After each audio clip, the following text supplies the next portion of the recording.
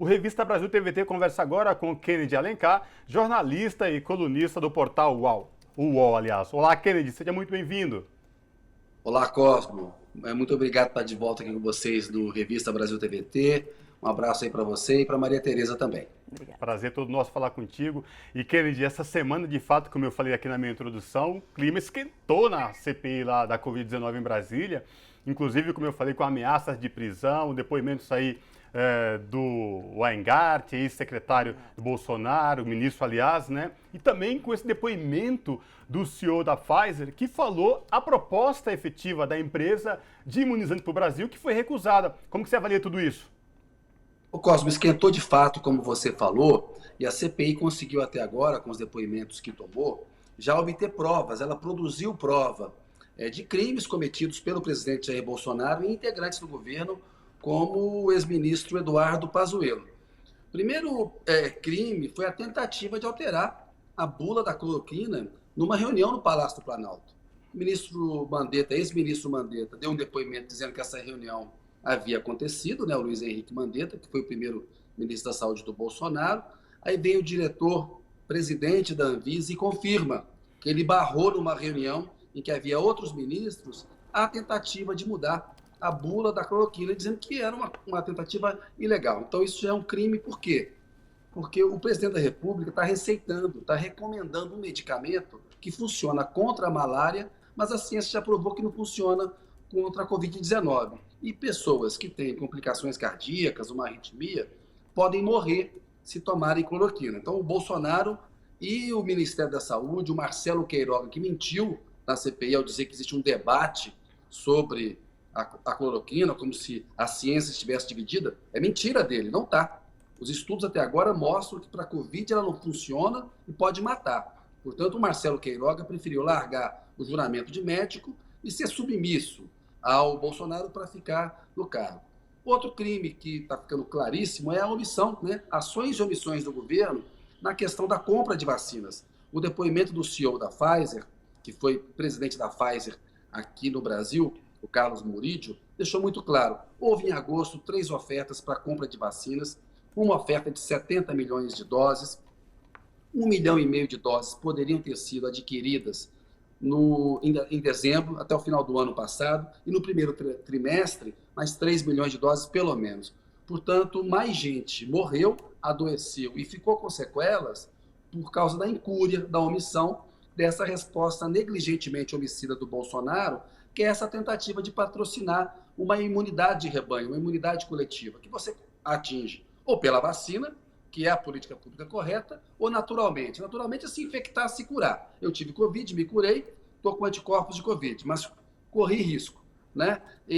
O preço é muito alto e você não sabe que sequelas ficam nas pessoas com a imunidade de rebanho. Por isso é que se fala que o Bolsonaro é um genocida, porque ele deliberadamente implementa uma medida para deixar o vírus correr solto no Brasil, para mais gente se infectar. É uma burrice e uma irresponsabilidade, porque a economia não melhora assim, e mais gente morre, adoece e fica com sequelas por responsabilidade direta dessa política negacionista e irresponsável do presidente da República. Cosmo, Maria Tereza? Kennedy, casos de fato graves que aconteceram, vieram essa semana e estão vindo e devem continuar vindo a público. Imagino que no Planalto a coisa já bateu, deve ter de alguma forma causado aí algum medo e enfraquecido de alguma forma Jair Bolsonaro. Por outro lado, também fortalece o tal do G7 dos senadores que acabaram formando esse G7, que tem se fortalecido porque conseguiram pescar peixes grandes essa semana. Eu gostaria de saber, na sua avaliação, se essa semana conclusa essa semana, G7 se fortalece ou mais Bolsonaro enfraquece? Ou os dois, na sua avaliação? Eu acho que há um fortalecimento desse grupo de 7 senadores que jogam unido contra os 4 governistas da comissão, né? A comissão tem 11 senadores, se fala G7 porque é o grupo que elegeu o Omar Aziz presidente, colocou o Renan na relatoria, o Renan Calheiros, e o Randolfo Rodrigues na vice-presidência. E esse grupo, ele, a meu ver, tem cumprido um outro papel muito importante da CPI, que além de obter provas contra o Bolsonaro, o outro papel importante é servir de palco para esclarecer a opinião pública. Porque o Bolsonaro ficava com a posição de presidente dele no debate público com o negacionismo, desinformando a população, colocando a saúde dos brasileiros em risco, e vem uma CPI que dá uma resposta forte e que serviu, Maria Tereza, de um palco para as pessoas se informarem. Houve ali um momento em que houve um estremecimento, uma trombada no G7, quando o Omar Aziz não topou prender o Weingarten, o Fábio Weingarten, secretário de comunicação do governo, como queria o Renan Calheiros. Mas aí depois os ânimos se acalmaram, o Renan viu que a estratégia do Bolsonaro era jogar pesado contra ele para tentar tirá-lo da relatoria. Ele recuou, dizendo que o Omar Aziz fez bem ao mandar para o Ministério Público analisar um eventual pedido de prisão do Weingarten por ter mentido à CPI, o cometimento de crime por ter mentido à CPI. Aí o G7 se reuniu. Então acho que você está certa. O G7 se fortalece e o Bolsonaro se enfraquece, né? A gente viu uma pesquisa da Datafolha que mostra ampla liderança do ex-presidente Lula como candidato mais forte para poder vencer a eleição presidencial do ano que vem. O presidente, que costuma usar palavras de baixo calão, xingamentos, desesperado, tentando demonizar o Lula, o PT, enfim, com um discurso de muito baixo nível, mas esse é o Bolsonaro. A gente sempre soube que ele era baixo nível. Não tem surpresa nenhuma com o que o Bolsonaro está fazendo. E eu acho que daqui para frente, com esse desespero que bateu ali, ele vai continuar nessa toada, mas vai se enfraquecer. Porque não vejo possibilidade nem competência de ele se recuperar. Não tem competência para fazer uma recuperação econômica, continua tomando medidas erradas do ponto de vista sanitário na pandemia. Eu acho que vai acontecer aqui no Brasil mais ou menos o que aconteceu em 2020 nos Estados Unidos. Ao final, o presidente que concorre à reeleição, lá o Trump, aqui o Bolsonaro, vão acabar perdendo. O Bolsonaro vai acabar perdendo a reeleição como perdeu o Trump, o que seria ótimo para o Brasil, porque é um governo de retrocesso, de barbárie, de selvageria, né? O que o Bolsonaro tem a oferecer aos brasileiros é a paz nos cemitérios. É isso que ele tem oferecido, seja na política sanitária, seja quando dá endosso, por exemplo, a uma política de segurança que acabou de interpretar uma chacina lá no Rio de Janeiro, Cosmo, Maria Tereza. Agora, Kennedy, outra notícia também que chamou muita atenção já no final desta semana foi aí o pedido de habeas corpus, né, feito aí pela AGU, tentando blindar o general Pazuello, que foi ex-ministro da Saúde e que já era para ter sido ouvido lá na CPI, não foi. Deu aquela justificativa de que teve contatos com pessoas infectadas, não foi, depois queria ser ouvido virtualmente, mas enfim, agora já está convocado de novo, mas aí já tem esse habeas corpus pedido pela AGU. Kennedy, isso mostra o que na tua avaliação? O governo já começa a se sentir pressionado, acuado por tudo que pode vir nesse depoimento do ex-ministro da Saúde, Pazuello?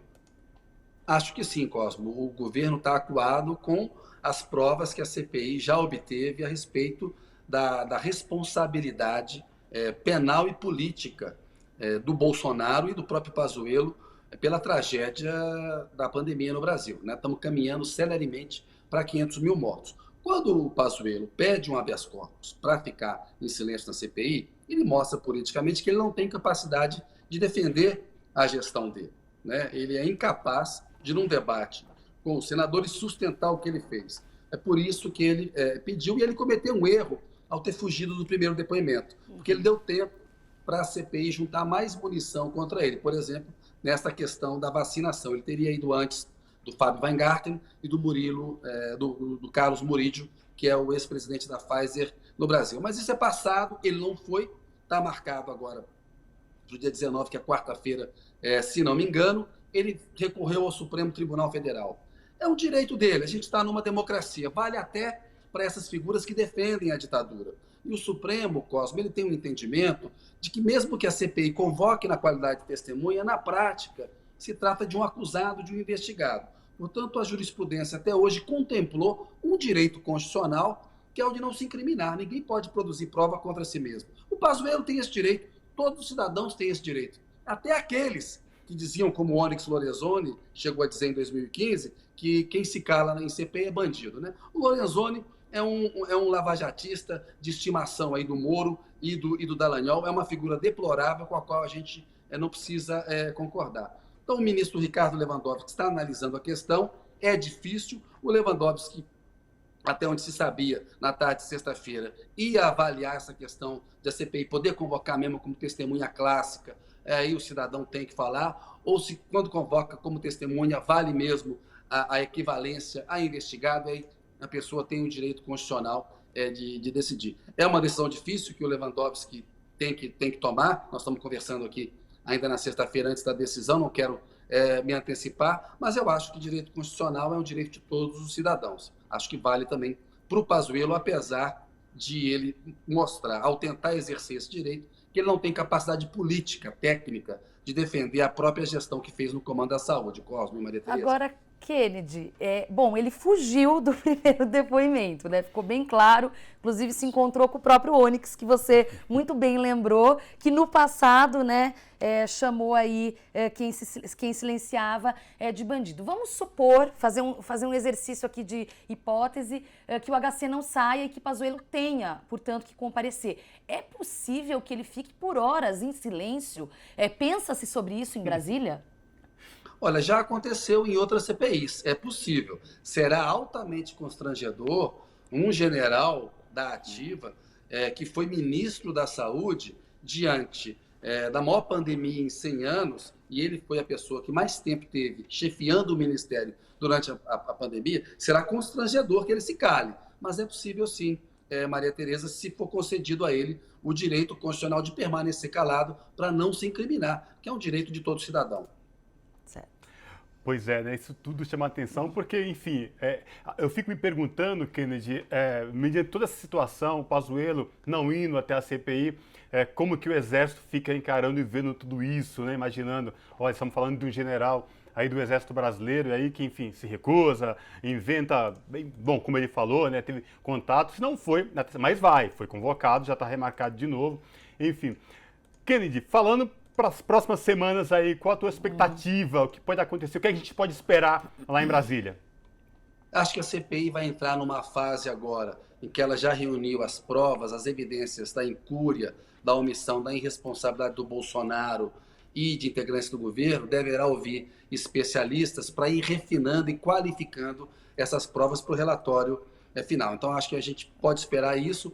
O Pazuello, mesmo que ele fique calado, será um depoimento muito importante do ponto de vista simbólico. Um general está ali sentado, dando explicações à opinião pública, ao Congresso Nacional, que tem o dever de fiscalizá-lo, ainda que ele vá exercendo um direito constitucional que ele tem. Você falou um pouquinho das Forças Armadas, meu caro. Eu acho que elas vão pagar um preço muito alto. Elas já viram que, de novo, entraram numa aventura, né? A exemplo de 64, embarcaram num projeto que só faz mal ao país. A ditadura só fez mal ao Brasil, não há o que defender na ditadura, há uma análise um pouco assim, na economia houve um planejamento, se fez isso, se fez aquilo, mas o conjunto da obra é extremamente negativo, inclusive da economia. Legaram um país com alta inflação, com uma economia desorganizada durante os 21 anos de ditadura.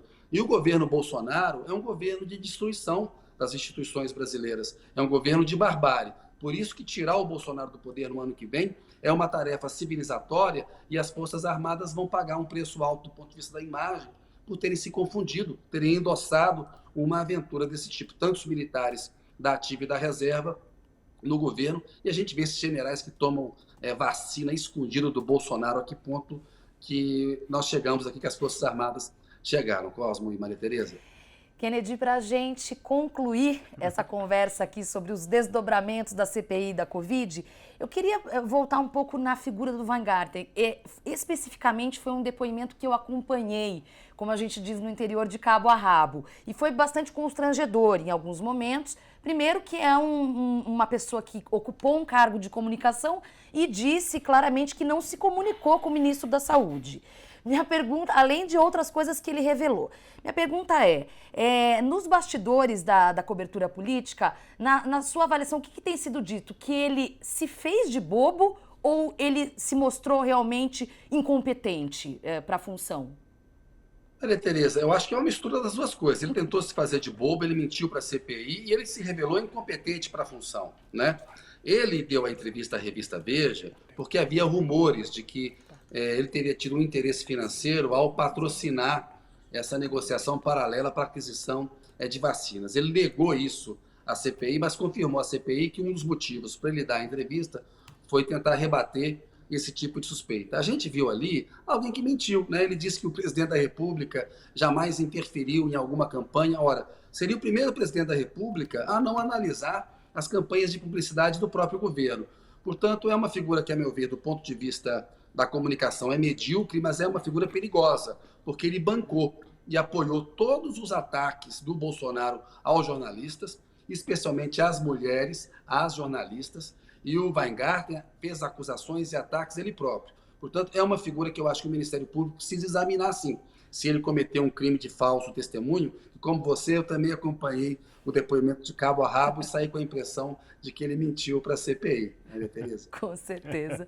É isso, e com isso agradeço demais, mais uma vez. Prazer imenso te receber aqui. Kennedy Alencar, jornalista e colunista do Portal UOL. Espero que em breve nos vejamos novamente por aqui. Obrigada, Kennedy.